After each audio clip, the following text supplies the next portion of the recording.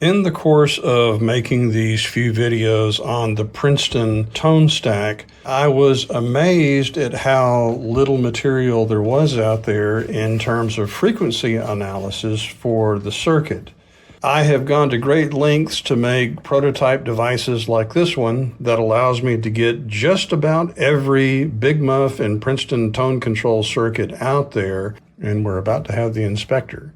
I did a demonstration of Gigi's head and the Princeton tone circuit here in a previous video. And then I started looking online, trying to find some analysis of what the frequency response was for the Princeton tone control circuit. So over the last couple of days, I have spent some time with some analysis tools on my computer in order to study a Princeton tone stack, much like this one here, which is the 5F2-A. This is the schematic for the 5F2-A. There is some in-depth analysis in Dave Hunter's book, the Guitar Amp Handbook. Here's a zoomed-in section of that tone control and volume circuit. This is what I built into the swivel tone for switch volume tone and put it through its paces with the test amp. Very quickly, it is a 1 meg volume pot. The wiper feeds into a 500 picofarad capacitor, which feeds into the upper leg of another 1 meg pot for the tone control, and a 5 nanofarad capacitor, which goes to ground. The effect that this tone control has on the guitar signal coming through is that at this upper end, it acts as a treble bleed, allowing the treble frequencies through. And at the lower end, it lets the high frequencies roll off to ground. At least so I thought. Now, there have been a few variations over the years. There is a Fender Harvard for the 5F10, which uses the exact same tone control circuit as the Princeton. Now, we also have a Princeton model 5D2, where there's a second 1 meg resistor that comes in here ahead of the volume control, and we have a reduced 220 picofarad in place of that 500 picofarad. Next, the Model 5E2, it's a very similar tone control circuit, but they've added a 100K resistor and an additional 20 nanofarad capacitor here on top of the tone control. I suspect that this was added in order to override the tendency of when you had the volume knob all the way up, this treble bleed cap is completely worthless. It's effectively taken out of the circuit. Lastly, there is a Princeton Model 6G2, which returns to the same tried and true Princeton tone stack. Now, for the frequency analysis, this is where I was the most surprised looking online. The first thing that comes to mind if I'm doing some tone stack analysis is the tried and true Duncan's tone stack calculator, which you can get through his website here. But the Fender Princeton tone stack was not included in the application. Following on his work, a fellow named Oliver Gardner, not to be confused with Olive Garden tone stack calculator, built one that was platform independent. So it would run on Linux and Macintosh and Windows. And I've tried that. It's a pretty much faithful recreation of Duncan's original executable with some additional circuits thrown in. Following that, there's also a tone stack calculator on the web, which is another faithful recreation of this with a few other circuits added in. And all of these are superseded by the yet another tone stack calculator made by Yuri Torov. I hope I'm saying that name right.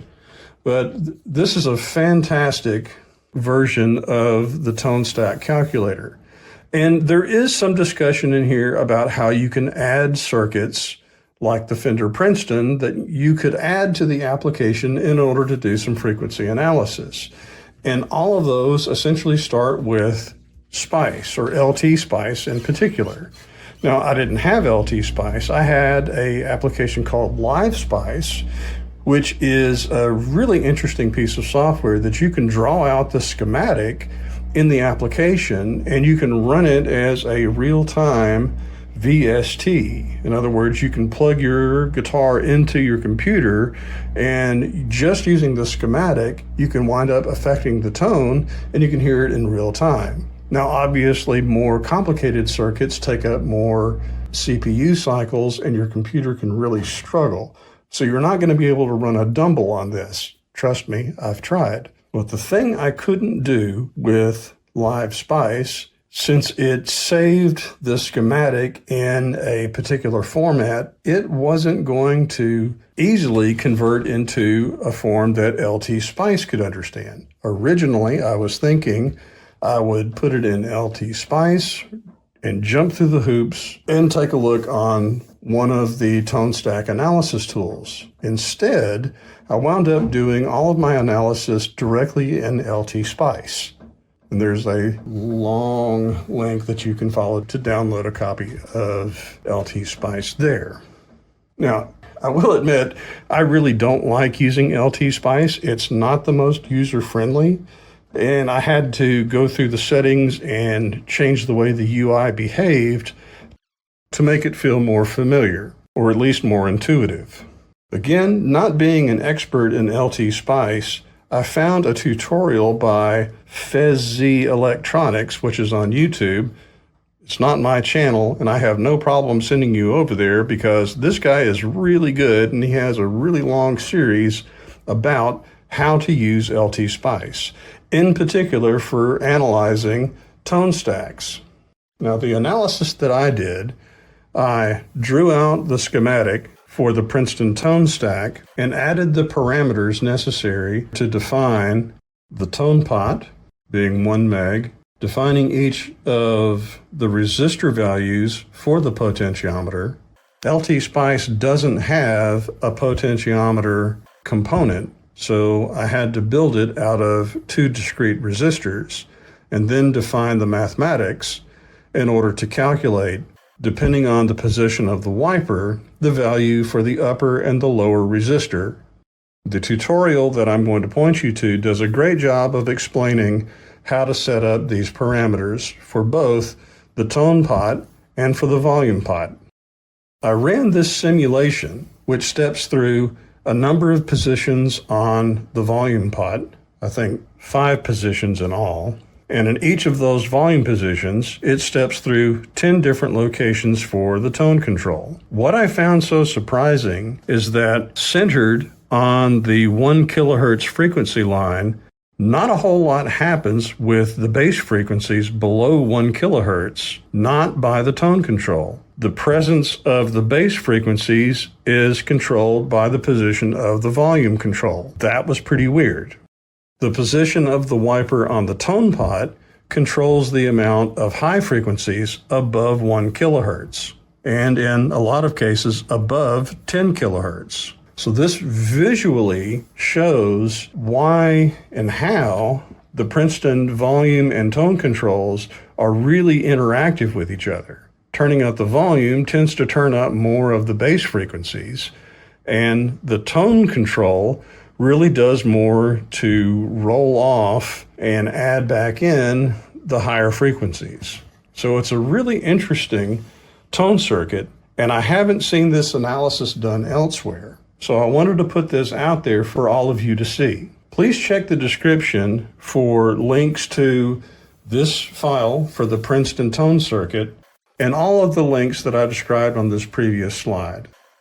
Now, I'm the first to admit I am certainly no expert in spice modeling and frequency analysis or anything like that, but this was a necessary step that I had to take, even for something as simple as the Princeton tone circuit, because next what I'm going to be doing is I'm going to be taking a look at these old GM AC Delco tone circuits, because back when I was going to school, I had to commute about an hour each way, and I spent a long time listening to the radio, and I particularly liked the way the tone control worked driving back and forth to school. and listening to the radio. So I wanted to do an analysis of the AC Delco tone circuit because I like the way that radio sounded. And I thought, well, what made it such a cool tone control? So anyway, I've got stuff like this planned in upcoming videos.